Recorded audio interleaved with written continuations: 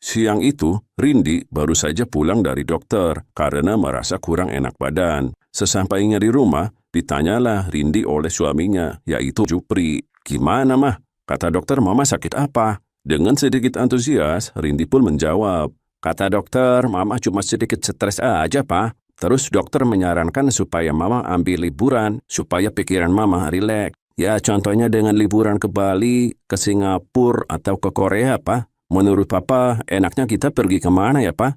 Dengan sedikit terkejut, Jupri pun dengan tenang menjawab, "Menurut Papa, enaknya kita pergi ke dokter lain aja, Mah. Yuk, Mah, Papa antar."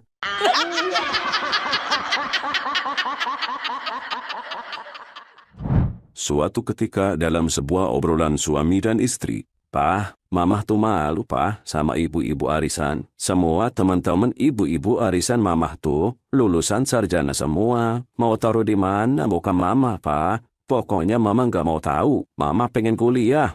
Mendengar itu, si suami menjawab, "Mah, Papa nggak melarang kalau Mamah mau kuliah. Tapi, Mah, tapi apa, Pah? Nggak ada masalah kan? Dan Papa juga kan nggak keberatan. Pokoknya Mamah mau kuliah, titik." "Iya, Papa nggak keberatan. Cuma Mama sadar nggak sih, Ma?" "Sadar apa sih, Pak?" Dengan kecewa, si suami pun menjawab, "Mama tuh harus sadar dong, Ma. Mana mungkin Mama bisa kuliah. Sedangkan Mama itu kan cuma lulusan SD."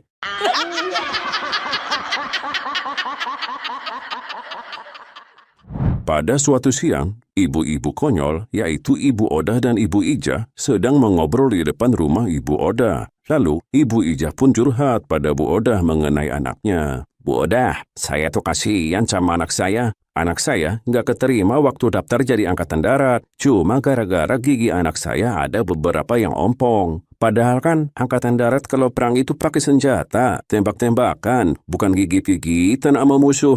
Mendengar itu, dengan wajah yang sedikit kecewa juga, Ibu Odah berkata, "Iya Bu Ija, aneh-aneh aja syaratnya. Sama tuh kayak anak saya. Anak saya juga nggak keterima waktu mendaftar di Angkatan Laut. Cuma gara-gara anak saya nggak bisa berenang. Padahal yang daftar Angkatan Udara aja kan nggak ada tuh yang bisa terbang."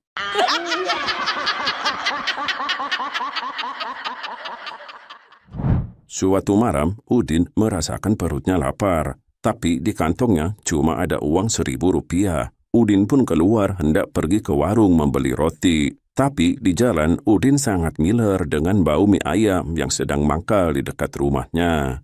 Sesampainya di warung, Udin berkata, "Bu, saya beli mie instan dong," ujar Udin dan langsung dijawab oleh pemilik warung. "Mie instannya mau rasa apa, Din?" "Rasa kari ayam harganya berapa, Bu?" "Rasa kari ayam harganya 3.000, Din." "Kalau rasa kaldu ayam?" "Sama, 3.000 juga." "Kalau mie yang harganya 1.000, dapat mie rasa apa, Bu?" Mendengar itu, ibu warung pun dengan iseng menjawab, "Kalau yang harga 1.000, dapatnya yang rasa tai ayam, Din. Mau?"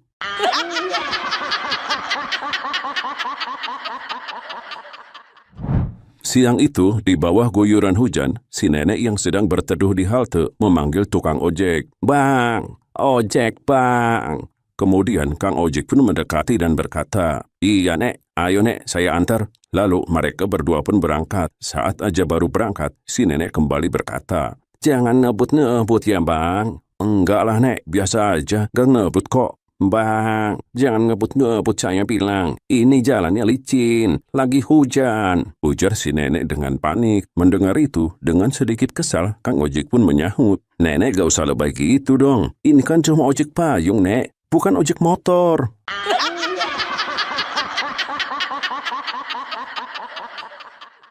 Di dalam kelas, 3 anak murid SMA yang jomblo sedang ngobrol di waktu jam istirahat. Mereka ngobrol tentang rencana mereka biar gak jomblo terus. Mereka adalah Udin, Jono, dan Jupri. Obrolan ini pun diawali oleh Jupri. "Gua mau rajin nge-gym biar kayak atlet binaraga, badannya besar dan kekar.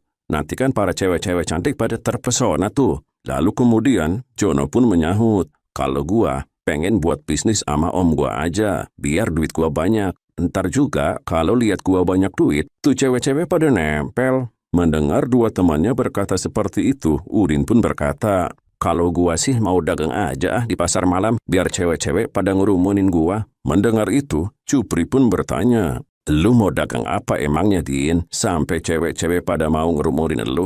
Dengan santai, Udin pun menjawab, gua mau dagang BH, Pri.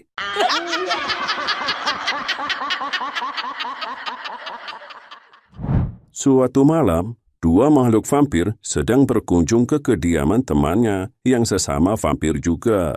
Coy, kita berdua aus nih. Lu ada stok kagak? Ada. Nih, gua kasih 2 gelas buat lu berdua. Lalu, dua vampir itu pun meminumnya. Karena sedikit merasa aneh, salah satunya bertanya, Coy, kok rasanya sedikit aneh ya? Tekstur darahnya juga agak encer, nggak kental.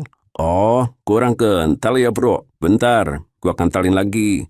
Lu ngentalinnya pakai apaan, coy? Sambil mengeluarkan satu benda berwarna merah pekat alias pembalut wanita dan akan memasukkannya ke dalam teko, si vampir tuan rumah berkata, ini kayak teh celup, bro. Hehehe.